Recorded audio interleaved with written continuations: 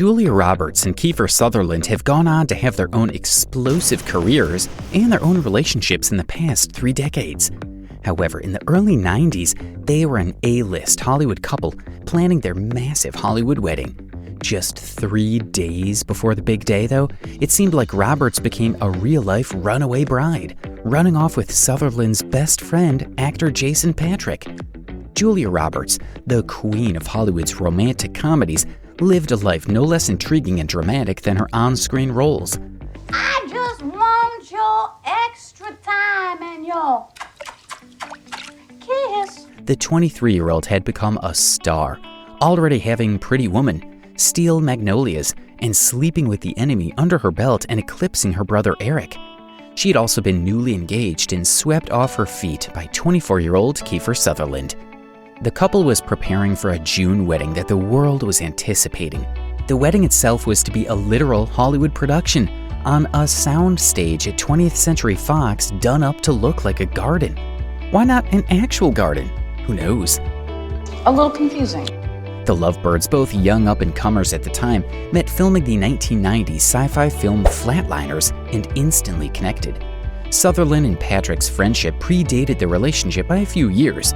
They both starred in the 1987 cult classic, The Lost Boys.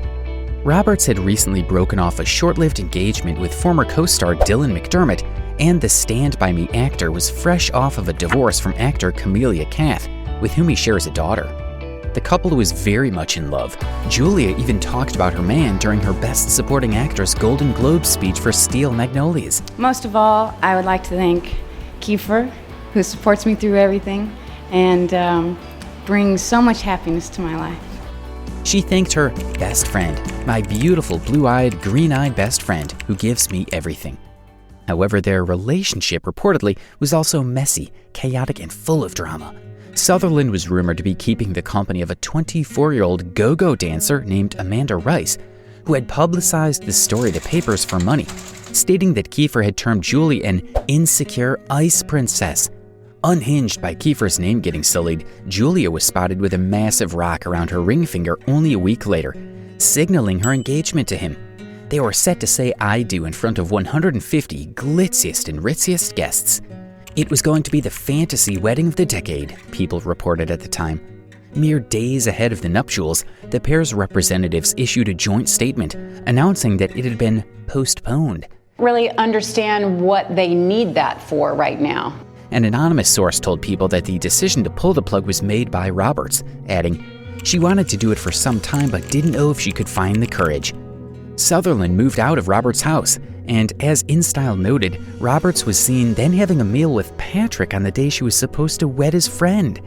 In the wake of the breakup, tabloids reported that Patric had been uninvited to the wedding a few days before. He and Roberts remained tight-lipped when they headed off to Ireland together and eventually stepped out in public a few times back in the States. "When I get hold of Jason, I'm going to tear him limb from limb," Sutherland was rumored to have said at the time. "That snake pretended to be my best friend, and all the time he was really after my girl." No one saw it coming. A worldwide scandal, as big then as Brangelina would become. Booze, drugs, strippers, infidelity, all were whispered, none confirmed. All sorts of things were reported. Roberts and Sutherland fighting over whether Patric should come to their wedding, Roberts dumping Sutherland by phone via a third party, and that tragic, most 1990s totem of all, the ill-conceived tattoo Sutherland got in tribute to Roberts. There was bad blood for several years afterwards. A few months after the wedding that wasn't, Roberts spoke out about the tabloid frenzy that resulted from their split. Though she told Entertainment Weekly that the decision not to get married was a mutual one, she also said she felt that Kiefer, for whatever reasons, tried to make it seem like he was the victim of the situation. "I quite honestly believe that Kiefer knows that it's the best thing for himself and for me that it didn't happen," she said. Somehow or another, it turned into Kiefer being left at the altar. A good 15 years later, Sutherland praised his ex-fiancée for having the foresight to call things off. "I commend Julia for seeing how young and silly we were, even at the last minute, even as painful and as difficult as it was," he told Rolling Stone. Thank heavens she saw it. As his friendship with Patric, that wasn't mended yet. And I talk to Jason a lot. I have such respect for him as an actor. If there's a choice that I have to make that I'm having difficulty with. They were friends, and he was surprised that he never got a call from Jason saying he's fallen in love with Sutherland said. Back in 2011, when Jason was gently asked about it by New York Magazine, he said in part, "People do not care about it." Oh yes, we do. The actor Michael Rosenbaum understood this, which is why when he had Sutherland and Patrick on his podcast, he brought it up. The two actors guested on the April 27th episode of the podcast, Inside of You. It's the first time they have spoken out together about Roberts or the rift in their relationship. It turns out after about 20 years of not speaking, the two became friends again around 2009 and even starred together in the Broadway show, That Championship Season.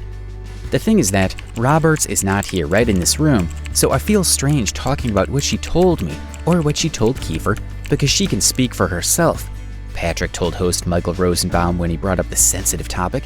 As for the gossip, he said, "The large stuff about the press and being invited to the wedding and then taking off with the bride and all that, that's all bullshit."